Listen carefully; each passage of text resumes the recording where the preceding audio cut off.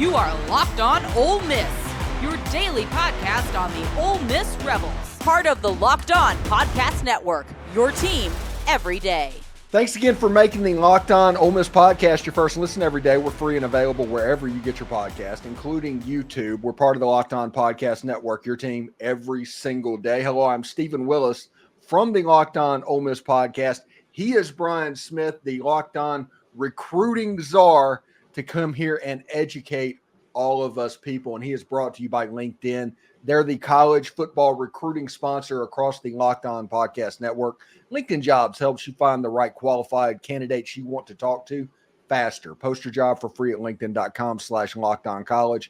Terms and conditions apply.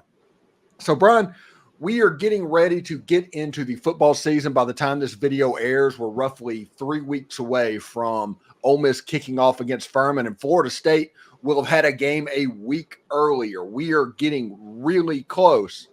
And now all of the weird stuff, and we've told everybody over the course of the year how quickly this stuff can change. But this Deuce Knight story right now is interesting, and I think it's better news for Ole Miss than people realize. It could be long term. The only thing that matters is where does a young man sign?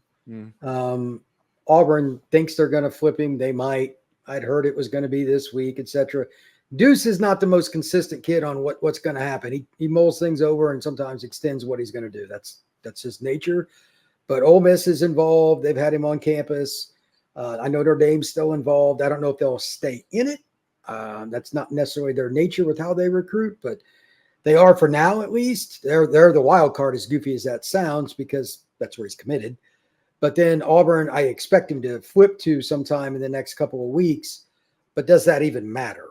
I'm not sure it does. I still think the Ole Miss has got a shot, and there could be another school too. You just never know. He's a kid that's looking around, and he committed really early. Was it into last summer or something like that? Yeah, it was about a year. Yeah. So he just committed really early, and now he's taking visits. I'd imagine you're looking at a scenario where Ole Miss is going to have him on campus for at least one game. So they're in the boat. I know that's what you're alluding to. And I even told one of my friends that's in Auburn, he didn't like hearing. I said, watch out for Ole Miss. He didn't like that very much, but I'm like, if he's open to Auburn, he's going to be open to State U too. Just use logic. So, and it's not like Kiffin doesn't know how to coach quarterbacks. Yeah, and with Ole Miss, and we've had this conversation for a long time, I'm like, when it comes to high school recruiting, Lane Kiffin doesn't put the end all and be all on being able to getting these kids out of high school. He just wants to be in the top two.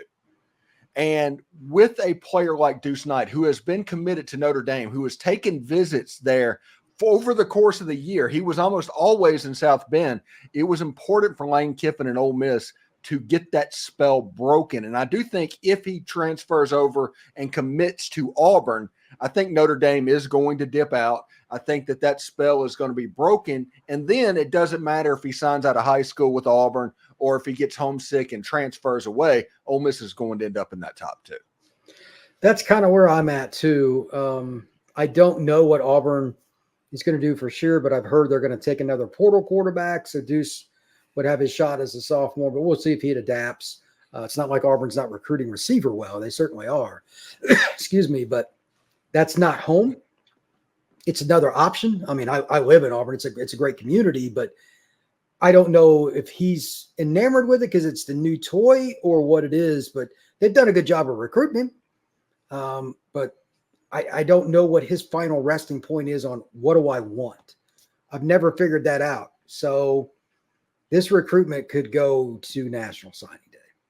Yeah, and I imagine it will. But I do, like I said, I've heard the rumors as well. I do expect him to flip over to Auburn. And like I said, if you look at where Ole Miss sits, that's actually better news than him remaining committed to Notre Dame.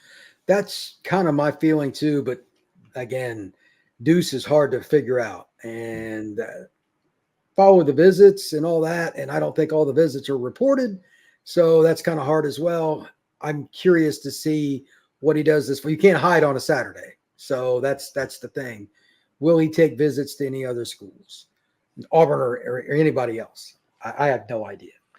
Now, Yeah, so they have Walker White at Auburn.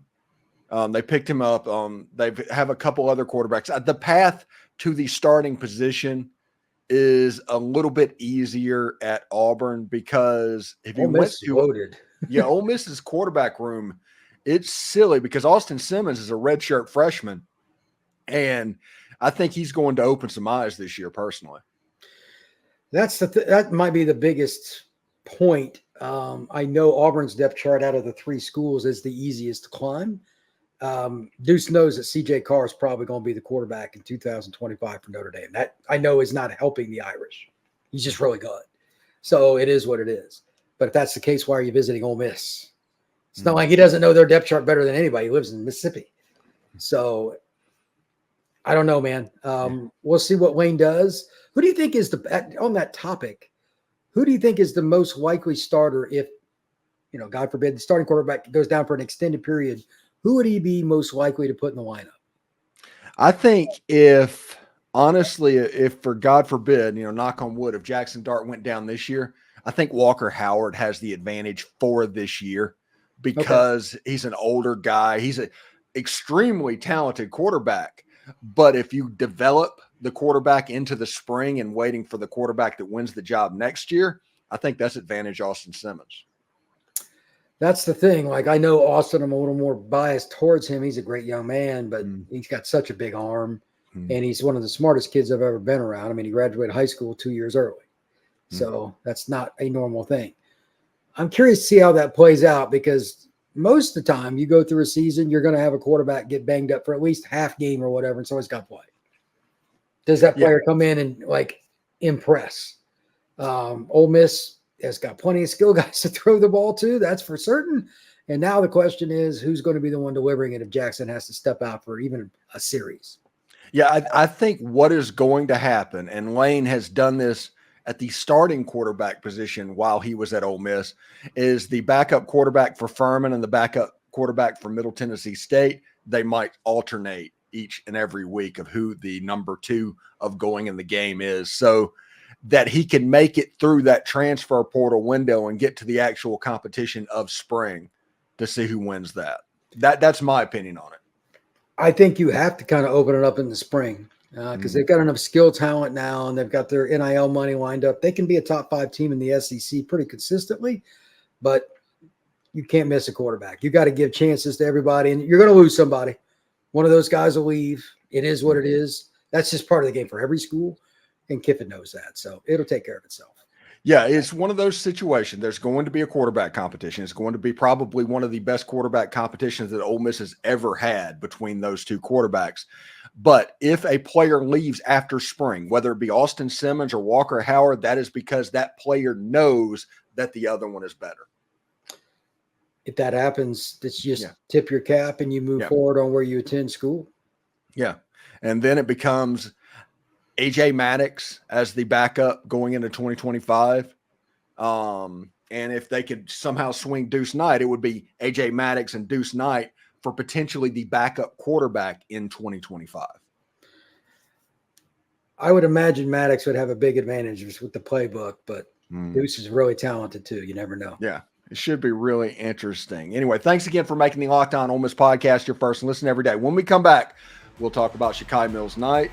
And we'll talk about players that Brian is interested in seeing in this football season. Maybe not Ole Miss based, but just football players that has his attention.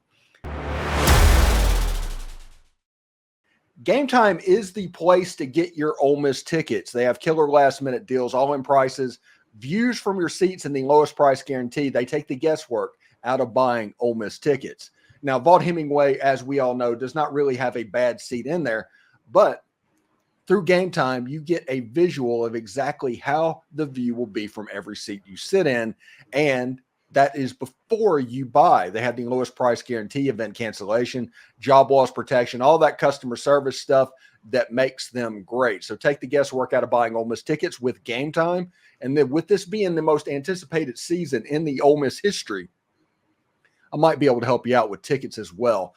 Download the Game Time app, create an account, and use code LOCKEDONCollege for $20 off your first purchase. Terms apply. Again, create an account and redeem code LOCKEDONCOLLEGE for $20 off. Download Game Time today. Last minute tickets, lowest price, guaranteed. Listen, I love sports. I love them so much. I never want them to stop. But as the playoffs wind down, we get fewer and fewer games, and the sports just aren't sportsing the way we want them to. But FanDuel lets me keep these sports going whenever I want. All I have to do is open up the app and dream up the bets anytime I am in the mood. Maybe my mood tells me I want to bet on Ole Miss and their win total of the over of 9.5 wins this season, or Jaxson Dart at plus 1,500 to win the Heisman Trophy. Now is the chance, and this summer FanDuel is hooking up all customers with a booster or a bonus daily.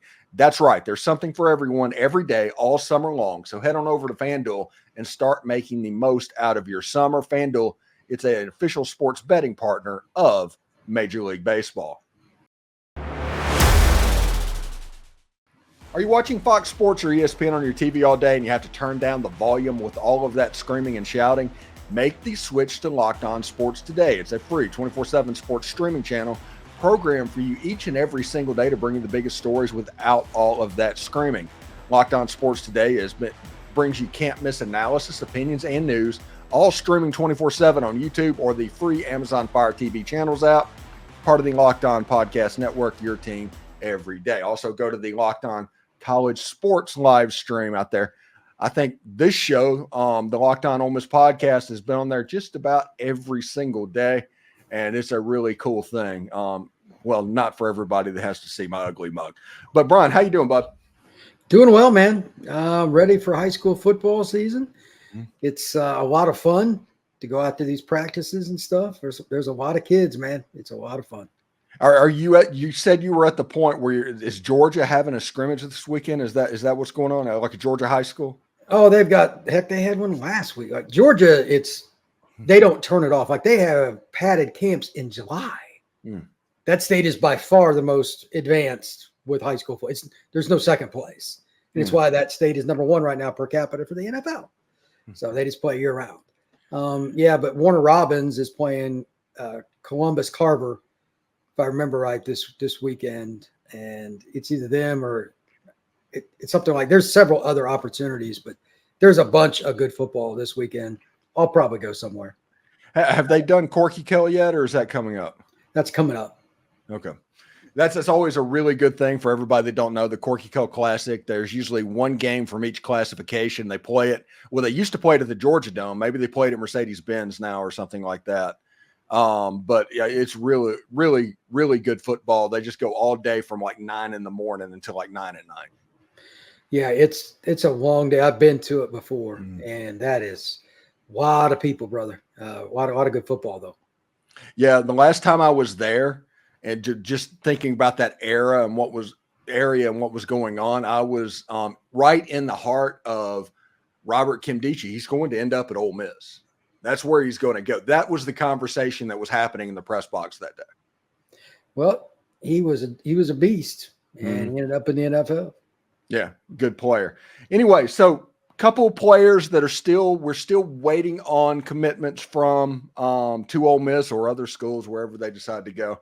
But Shakai Mills-Knight, the running back out of Chattanooga, I genuinely think that he is eventually going to end up at Ole Miss, and I think Ladarian Carty is going to do that as well.